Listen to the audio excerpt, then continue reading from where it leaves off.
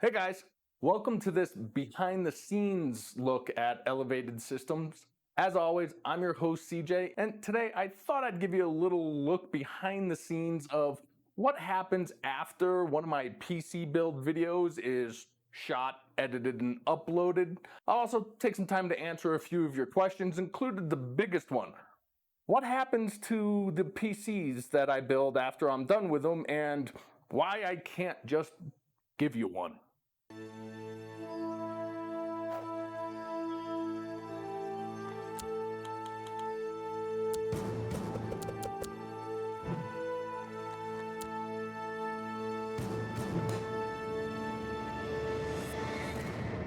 Okay, so first order of business is to reset the studio and clean it up. Now, I used this little set in the last segment of my last video. However, when I switch back to my primary view this way, stuff is just gonna be in the way. So what I need to do is, well, get it out of the way.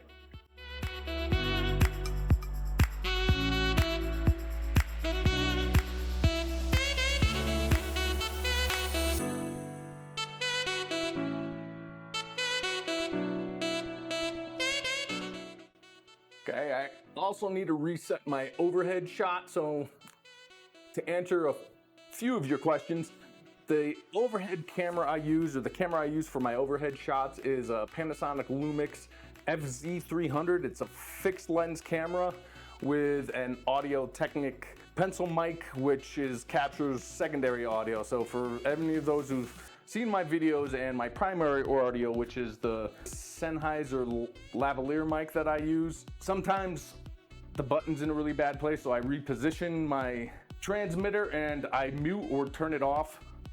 When that happens in the middle of filming, secondary audio is picked up on this, which quality isn't the greatest, but at least I don't lose an entire shot.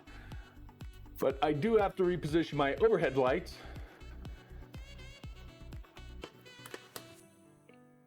So they are overhead lights.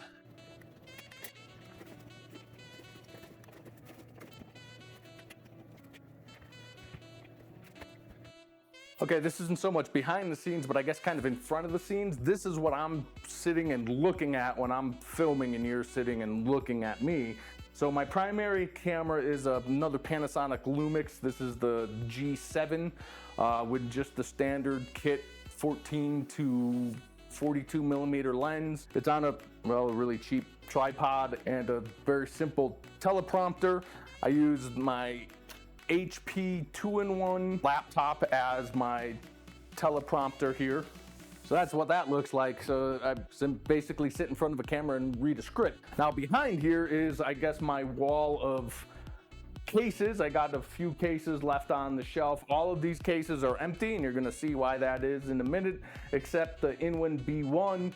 That's actually kind of a personal computer. I built that as a HTPC.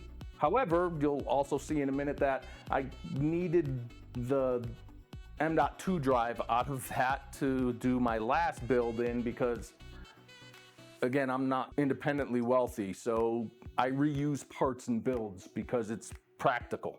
The shelves you see those cases sitting on, all those boxes, that's actually full of my comic book collection. Yeah, I am an uber geek. So this is, well, not my entire comic book collection. These boxes are just I guess, my active comics that I'm still collecting and reading actively. You know, all my closed out series that I've already read or are no longer being printed are in boxes in the basement. And then I have another disc. This is actually just an old TV. When I do streaming or like a Zoom teleconference here, I can sit in front of the camera and then whoever I'm talking to is right there in front of me. And this is what I actually used prior to getting this teleprompter. That's why in some of my earlier videos, you'll see that I'm looking above the camera. It's because I was looking at this for my script. So that's kind of in front of the scenes. Now let's look behind the scenes, what you guys look at all the time.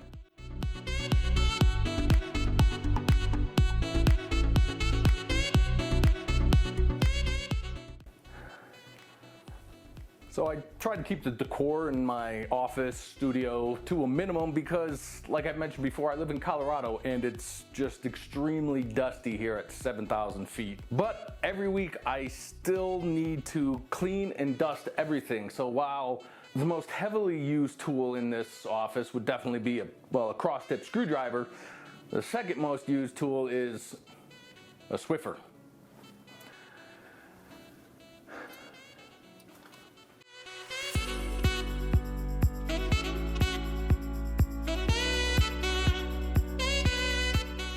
Again, while I do have a few tech items on my set shelf, so you have somewhat of an idea of what I do on this channel, most everything else are figures and comics that kind of represent me, and pretty much every single item on this shelf was a gift, and almost all of them from my wife.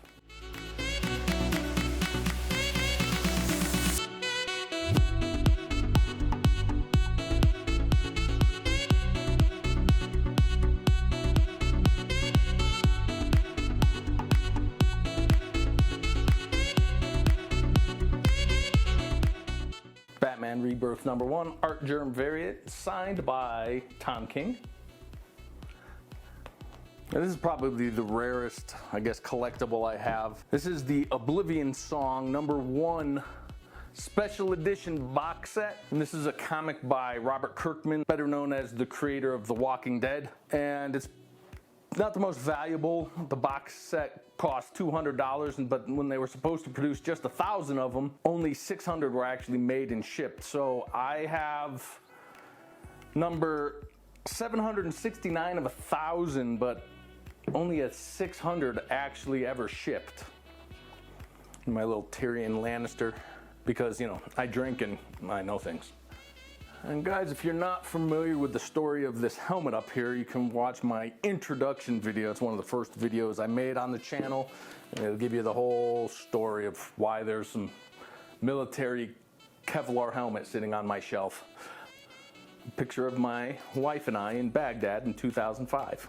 These little Metal Earth 3D models are really not easy to clean, but what I found I can do, once every couple of months I just put them in the dishwasher. Come out great. Look at that, I have the Millennium Falcon and the Enterprise side by side. That'd be sacrilegious in some circles.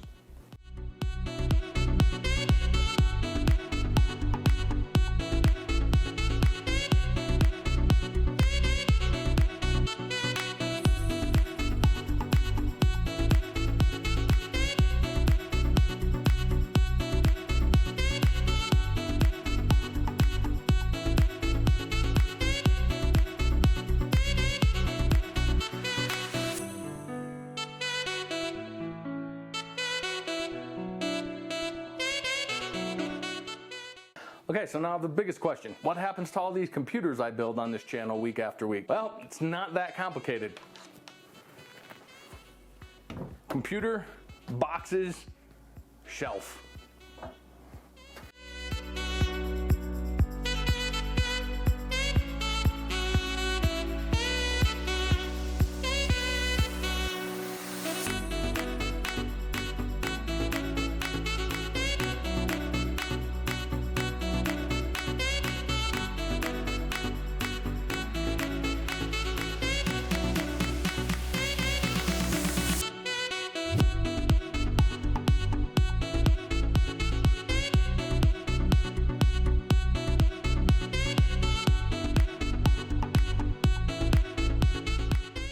All right, I guess here's another little behind the scenes thing. I get a lot of questions or comments about, hey, that CPU cooler has pre-applied thermal paste. Why are you adding thermal paste? Well, this is the Intel stock cooler I use on pretty much every build that requires an Intel stock cooler. That way the actual new stock cooler that comes with the CPU, it still has the pre-applied thermal paste. That way one day, when I actually get rid of this CPU, and by get rid of it, I mean I'll post it on eBay and sell it, it'll come with a brand new cooler with the thermal paste pre-applied, not a used cooler.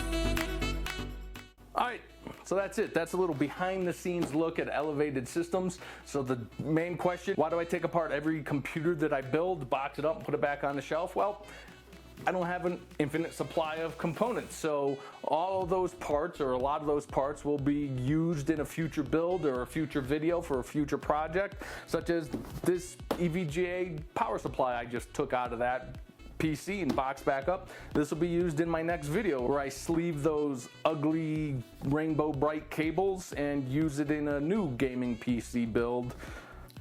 Anyway, that was just a little different type of video. It's a little bit outside of my comfort zone, unscripted, no teleprompter, just giving you a little behind the scenes look at how the sausage is made around here, basically. Hope you liked it. Hope to see you in the next one. Stay safe.